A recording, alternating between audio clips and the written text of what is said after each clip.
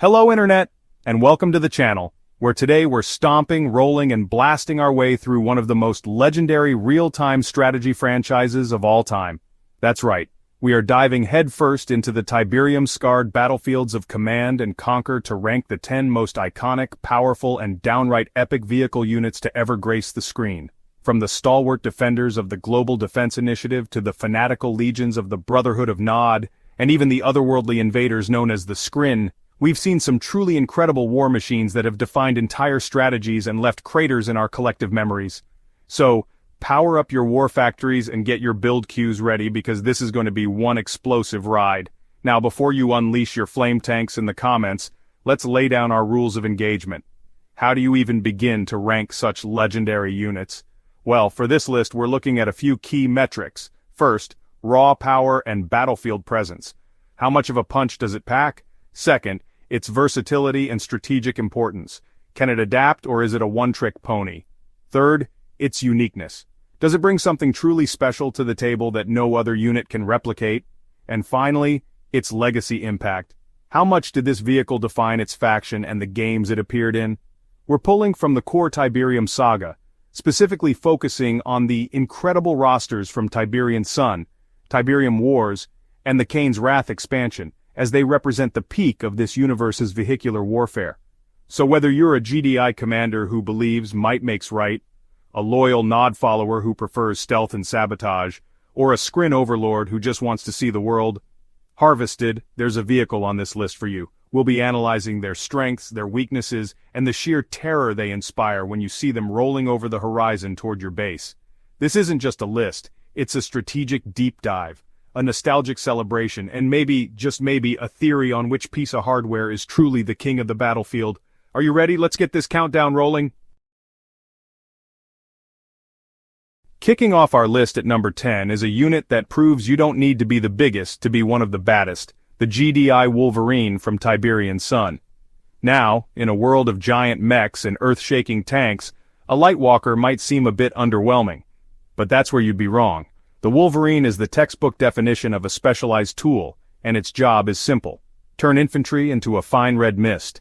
Armed with twin 20mm chain guns, a squad of these walkers could chew through entire battalions of Nod riflemen and rocket soldiers before they could even get a shot off. Their speed was their greatest asset, allowing them to flank enemy positions, respond to infantry rushes, and keep pace with faster GDI units. The Wolverine's design is just classic Tiberian Sun GDI practical, a little clunky, but undeniably effective. It's the perfect early-game answer to Nod's numerical infantry advantage and a crucial component of any combined arms strategy. While it would crumble against any serious anti-armor weaponry, that wasn't its role. It was the sheepdog of the GDI army, protecting the more valuable, slower units from being swarmed. For its speed, its specific and vital role in infantry suppression, and for being the first taste of GDI's walker technology in Tiberian Sun, the Wolverine confidently walks its way into our number 10 spot. It's a unit that knows its job and does it with terrifying efficiency. Our number 9 spot is ripped straight from your sci-fi nightmares and brought to you by the alien invaders themselves, the Scrin. Specifically, we're talking about the Reaper 17 subfaction's upgraded tripod from Kane's Wrath. The standard Scrin Annihilator tripod is already terrifying, a three-legged engine of destruction that towers over the battlefield. But the Reaper 17 variant takes that fear and dials it up to 11 by adding a conversion beam. Yes, you heard that right. It's a walking, laser-blasting, self-replicating horror show. It doesn't just destroy your army, it consumes it and uses it to grow its own. Beyond its horrifyingly efficient recycling program, the tripod is a beast in its own right. It's armed with powerful energy cannons that can engage multiple targets. It possesses a powerful force field that regenerates, making it incredibly durable. And its EMP shielding makes it resistant to common GDI and Nod disabling tactics. Facing a single tripod is a challenge. Facing a group of them, especially Reaper 17 tripods that are turning your own fallen Mammoth tanks against you, is a legitimate GG, well-played moment. For its sheer psychological warfare value and its devastating power, the tripod stomps its way firmly onto our list. From the shadows comes our number 8 pick, a unit that has been the bane of GDI commanders since the very first Tiberium War, the Nod stealth tank. This vehicle is the absolute embodiment of the Brotherhood's philosophy: precision, surprise, and guerrilla warfare. It's not about brute force, it's about being the invisible dagger that bleeds your opponent dry. Equipped with a cloaking generator, the stealth tank can remain completely hidden from enemy sight until the moment it chooses to strike. This ability alone makes it one of the most powerful scouting and harassment units in the entire franchise, capable of slipping past defenses to raid harvester operations or pick off high-value targets. But its stealth is only half the story. The stealth tank is armed with rocket launchers that they can engage ground targets and, crucially, air units, making them a fantastic answer to GDI's Orca aircraft. A pack of stealth tanks can appear out of nowhere, decimate a squadron of incoming bombers, and vanish before the enemy even knows what hit them. This hit-and-run capability forces your opponent to constantly invest in mobile detection, changing the entire flow of the game.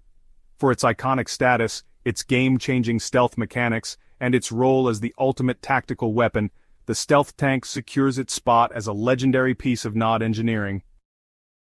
Marching into the number 7 position is another iconic piece of GDI hardware from the Second Tiberium War, the Titan. This bipedal assault mech is the backbone of the GDI army in Tiberian Sun. It's not the flashiest nor the most powerful unit on this list, but its sheer reliability and versatility make it an absolute staple. The Titan is a walking gun platform armed with a 120mm cannon that gives it respectable range and firepower against both vehicles and structures. Its height advantage allows it to fire over smaller obstacles and even friendly units, making it perfect for holding a defensive line or leading a methodical, calculated assault. It's the definition of a workhorse unit. What really makes the Titan shine is its role in GDI's strategic doctrine. It's tough enough to soak up damage, powerful enough to threaten most ground targets, and its presence on the battlefield is just so GDI. It projects an image of stability and overwhelming force.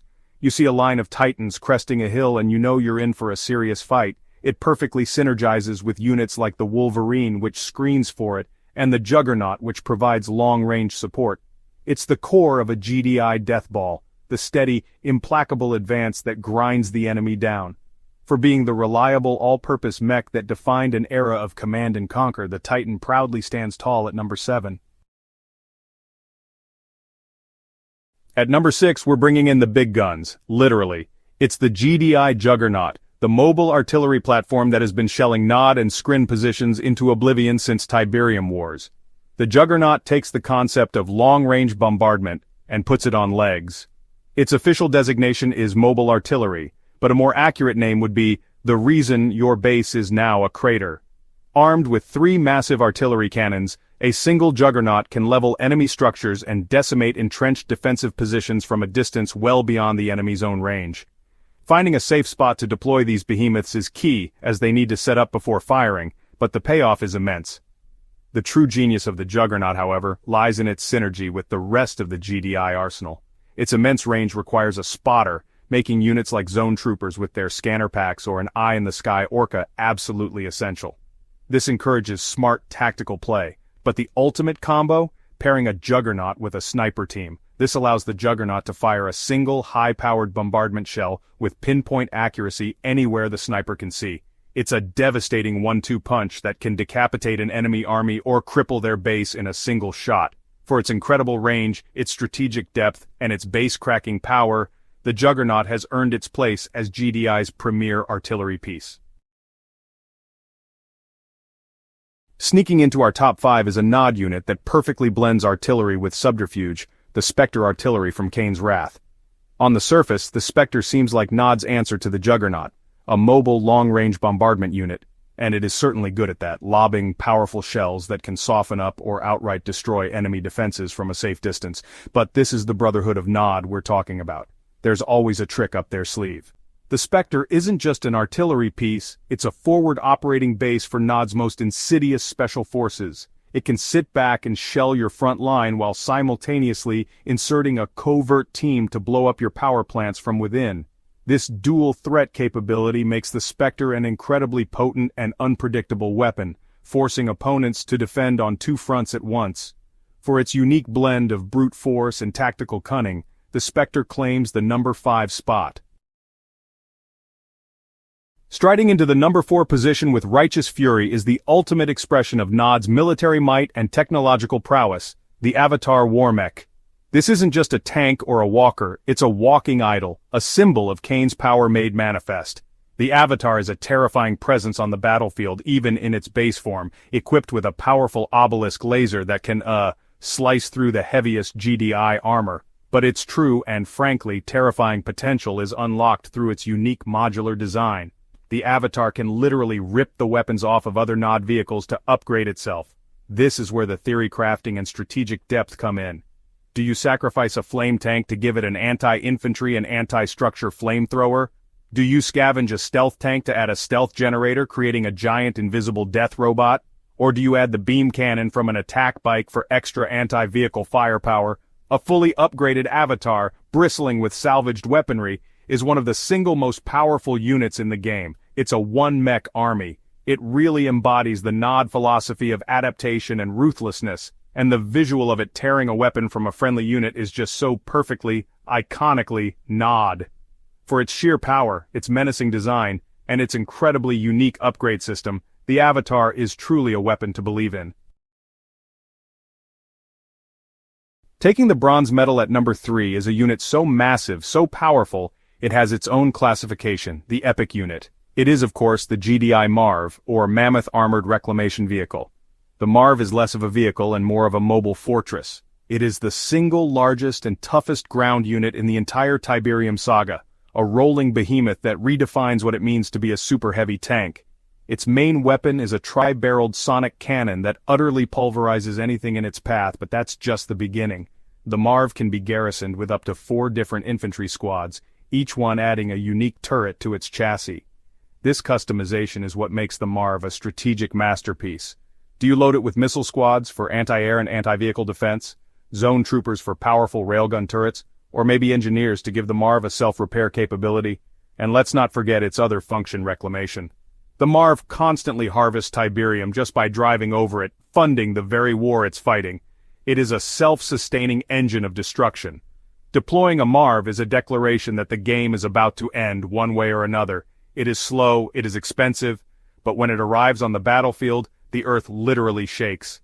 For its sheer scale, its incredible power, and its unique blend of combat and economy, the MARV earns its epic title. Our runner-up marching in at number 2 is the original otherworldly terror, the standard issue Scrin Annihilator tripod from Tiberium Wars. Before the Reaper 17 added their conversion tech, this was the unit that introduced players to the sheer power and alien nature of the Scrin. The tripod is a masterpiece of alien design. It's fast for its size, heavily shielded and armed with 3 independent particle beam cannons mounted on its head. This design allows it to track and engage multiple targets simultaneously, making it a nightmare for combined arms forces. It can be suppressing infantry with one beam while melting a tank with another, and it is the ultimate multitasker. But what truly makes the tripod so legendary is the feeling it evokes. When these things first warp in from a Scrin gateway or are summoned by a mothership, it is a moment of pure panic. They tower over every other unit on the field, their metallic legs striding effortlessly over terrain and smaller vehicles. They are durable thanks to their regenerating force fields, and can be enhanced with an EMP blast to disable enemy vehicles, making them the perfect frontline assault unit. The tripod is the quintessential Scrin unit, powerful, efficient, and utterly alien. It was the face of the Scrin invasion, and for that reason, it carves out a monumental legacy as our number 2 pick. And here we are, the number 1 spot. Was there ever any doubt? It's the original, the icon, the legend, the GDI Mammoth tank. From the very first Command and Conquer, this vehicle has been the symbol of GDI's overwhelming power. It is the ultimate heavy tank, a rolling fortress of armor and firepower that has defined the late game for decades. Its twin cannons can pummel any ground target into submission, while its Tusk missile pods provide excellent anti-infantry and anti-air defense, making it a true all-in-one weapon of war. The Mammoth tank is not a tactical unit, it is a strategic one. Its presence on the battlefield dictates the terms of engagement. Your opponent either has a direct counter, or they lose. Across every game it has appeared in, from the original to the Mark II Walker in Tiberian Sun, to the modern behemoth in Tiberium Wars, the Mammoth tank has retained its core identity. It is slow, it is expensive, and it is unstoppable. The phrase Mammoth Tank Rush is etched into the psyche of every Command and Conquer player. Seeing a column of these titans rolling toward your base, hearing that iconic Mammoth tank assembled, is a feeling of impending doom unlike any other. It has the power, the versatility, the legacy, and a uniqueness that has been often imitated but never duplicated. For being the most iconic, enduring, and powerful vehicle in the entire Command and Conquer universe, the Mammoth tank is the undisputed king of our countdown. And there you have it, folks. Our top 10 list of the most epic, powerful, and iconic vehicles from the Command and Conquer Tiberium universe. From the humble Wolverine to the godlike Mammoth tank, these machines of war have given us countless hours of strategic fun and more than a few heart-pounding moments. Each one brings something special to the battlefield, defining its faction's identity and creating strategies that are still being debated and perfected to this day. It's a testament to the incredible game design of Westwood and EA Los Angeles that these units feel just as awesome and impactful now as they did when they first rolled off the assembly line. The sheer variety and creativity on display is why we love this franchise so much, but that's just my analysis, my theory on the chain of command. I want to know what you think. Did your favorite vehicle make the cut? Is the Avatar criminally underrated at number 4? Should the Tic Tank have gotten a spot on this list? Head down to the comments section below and let me know your personal top 10. I read every single one, and I love seeing the passionate arguments for why the Scorpion tank is the true king or why the Disruptor from Tiberian Sun deserves more love. Let's get a real strategy session going down there. This is a community built on a love for these amazing games, so let's celebrate them together. If you enjoyed this strategic deep dive and want to see more countdowns, analyses, and theories on all your favorite games, make sure you hit that subscribe button and ring that notification bell so you don't miss a single upload.